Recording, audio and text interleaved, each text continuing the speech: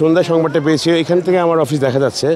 তো দেখার পর তো কী করবো, আর হাউতাস ছাড়া কিছু করার নেই। তো পরবর্তীতে রাতে চিন্তাভাবনা করলাম যে সকালে উঠেই আমি আমার টিম নিয়ে আমি নেমে পড়বো, যতটুকু করতে পারি আর কি, ছয় সম্বলহীন মানুষদের পাশে দাঁড়ানোর জন্য আর কি, যতটুকু করা যায়। পানি এনেছি, আমাদের মাম পানি এনেছি, বিস্কিট এনেছি, তারপর সন্ধ্যায় কম্বল আসবে, কম্বল নিয়ে আসবো। এটা অব্যাহত রাখবো আর কি, যে কদিন পারি। সমস্যা তো আমরাই সৃষ্টি করে রাখছি, সমস্যা তো উত্তরণ করতে চাইলে কয়েকটা মিটিং করে এই জায়গাটা এদেরকে পুনর্বাসন করা যায়। খুব ইজিলি গভর্নমেন্ট এটার ব্যবস্থা নিতে পারে। এই জায়গাটাই ওদেরকে দিয়ে দেওয়া হোক, এভাবে পড়ে থাকা চাইতে।